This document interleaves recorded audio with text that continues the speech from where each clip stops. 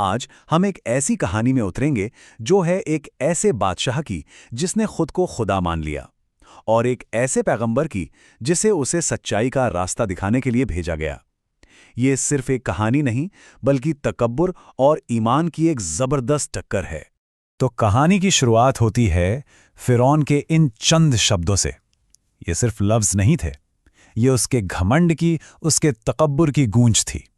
और इसी एक ऐलान ने पुराने मिस्र में उसके जुल्मों की बुनियाद डाल दी थी। चलिए जरा चलते हैं पुराने मिस्र की उस शानदार दुनिया में, एक ऐसी सल्तनत जो दौलत और ताकत से लबालब थी। लेकिन इस सारी चमक दमक के पीछे ना एक अंधेरा था, फिरौन का जालिम राज। उसका कहा हर लफ्ज कानून था। लोगों के लिए तो वो एक तरह से भगवान ही बन बैठा था। लेकिन बनी इसराइल के लोगों के लिए जिंदगी का मतलब कुछ और ही था। उनके लिए हकीकत बहुत बेरहम थी। उन्हें गुलाम बनाया गया था, सिर्फ इसलिए ताकि वो फिरौन के घमंड की बड़ी बड़ी इमारतें खड़ी कर सकें।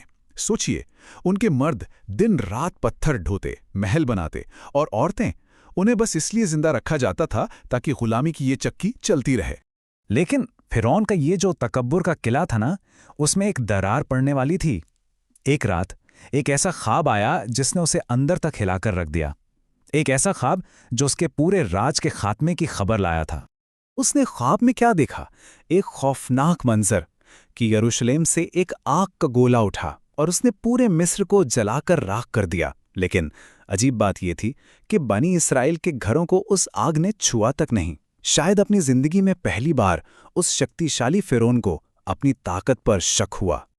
और जब दरबार के ज्योतिषियों से इसका मतलब पूछा गया, तो जो जवाब मिला वो और भी ज्यादा डरावना था। उन्होंने कहा, गुलाम बनी इसराइल में एक लड़का पैदा होगा जो तेरी सल्तनत को तबाह कर देगा। कहते हैं ना, जब डर हावी होता है तो अकल काम करना बंद कर देती है।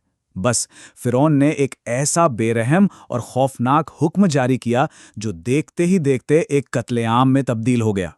और इसी जुल्म और सितम के बीच उसी बच्चे ने जन्म लिया जिसे खत्म करने के लिए फिरौन ने ये सब किया था। उस बच्चे का नाम था मूसा। अब मूसा की जिंदगी की कहानी किसी चमत्कार से कम नहीं है। उनकी मां ने अल्लाह पर यकीन करके उन्हें एक टोकरी में रखकर नील नदी में बहा दिया। और सोचिए, वो टोकरी बहते बहते कहां पहुंची? सीधा फिरौन के महल में, जहां वो एक राजकुमार की तरह पले बढ़े। जरा सोचकर देखिए, मूसा को क्या हुक्म मिला था, कितना बड़ा काम सौंपा गया था। उन्हें वापस उसी जगह लौटना था जहां से वो अपनी जान बचाकर भागे थे। और सामना किसका करना था? उस वक्त की दुनिया के सबसे ताकतवर इंसान का। और अब कहानी एक ऐसे मोड़ पर आती है जहां ईमान की टक्कर धोखे और जादू से होती है।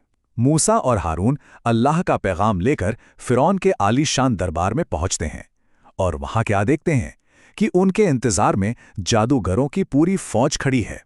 तो मुकाबला शुरू हुआ। फिरौन के जादूगरों ने अपनी रस्सियां और लाठियां जमीन पर फेंकी, और वो सब लोगों की नजरों में सांप बनकर रेंगने लगी। लेकिन फिर मूसा ने अपनी लाठी फेंकी और वो एक असली बहुत बड़ा अजगर बन गई, जिसने उन सारे नकली सांपों को एक एक करके निगल लिया। ये एक खुला चमत्कार था सबके सामने। पर इसने फिरौन के दिल में यकीन नहीं, बल्कि घुमंड को और भी पक्का कर दिया। और फिरौन का रिएक्शन? गुस्सा। उसने चिल्लाकर कहा, यह सब झूठ है, धोखा है, मैं ही अकेला रब हूं। उसका घमंड इतनी बड़ी निशानी को मानने को तैयार ही नहीं था। और जैसे जैसे फिरौन का घमंड और इनकार बढ़ता गया ना, वैसे वैसे मिस्र पर अल्लाह की तरफ से चेतावनियों का, निशानियों का एक सिलसिला शुरू हो गया। पहले तो आसमान से ऐसे ऐसे तूफान आए जिसने सब कुछ तबाह कर दिया। फिर टिड्डियों के दल आए जो पूरी की पूरी फसलें चट कर गए। और उसके बाद मेंढक, इतने मेंढक कि हर घर, हर कोना उनसे भर गया। पूरे मिस्र में एक तरह से हाहाकार मच गया। इसके बाद आई एक और आफत, कुम्मल की, यानी जूं या छोटे छोटे कीड़ों का अजाब। ये एक ऐसी तकलीफ थी जिससे कोई बच नहीं पा रहा था। एक ऐसी मुसीबत जिसने हर इंसान को परेशान कर दिया। और इन आफतों का सिलसिला अपनी इंतहा पर तब पहुंचा जब मिस्र की लाइफलाइन नील नदी का पानी खून में बदल गया। पीने का पानी तक नहीं रहा। लेकिन फिरौन, वो तब भी यही कहता रहा कि ये सब मूसा का जादू है। अब कहानी आ पहुंचती है अपने क्लाइमैक्स पर। मूसा को हुक्म मिलता है कि वो अपनी कौम को लेकर हमेशा के लिए उस जमीन को छोड़ दें। जरा उस मंजर को सोचिए। बनी इसराइल के लोग भागे जा रहे हैं, और अचानक रुक जाते हैं। क्यों? क्योंकि सामने है लाल सागर और पीछे मुड़कर देखते हैं तो फिरौन अपनी पूरी फौज के साथ आ रहा है। वो बुरी तरह फंस चुके थे और जैसे ही उन्होंने दुश्मन को करीब आते देखा तो उनकी कौम में से आवाजें आने लगीं, बस अब तो हम पकड़े गए, अब कोई रास्ता नहीं बचा। लेकिन इस सारी घबराहट और डर के बीच मूसा का यकीन देखिए। वो कहते हैं, हरगिज नहीं, मेरा रब मेरे साथ है, वो यकीनन कोई रास्ता दिखाएगा। और फिर वो हुआ जिसकी किसी ने कल्पना भी नहीं की थी, एक चमत्कार। मूसा ने अल्लाह के हुक्म से अपनी लाठी समंदर पे मारी और समंदर बीच से फट गया। पानी की दो बड़ी बड़ी दीवारें खड़ी हो गईं और बीच में एक सूखी जमीन का रास्ता बन गया। बनी इस्राएल तो उस रास्ते से पार हो गए, लेकिन फिरौन, वो अपने घमंड में इतना अंधा हो चुका था कि उसने इस चमत्कार को भी नहीं पहचाना और अपनी पूरी फौज के साथ पीछा करते हुए उसी समंदर के रास्ते में घुस गया। और फिर फिरौन के लिए अल्लाह का आखिरी फैसला आया। समंदर वापस मिल गया और वो अपनी फौज समेत डूब गया। लेकिन एक बात हुई, उसके जिस्म को बचा लिया गया, इज्जत देने के लिए नहीं, बल्कि इसलिए ताकि वो आने वाली दुनिया के लिए एक इबरत, एक निशानी बन जाए।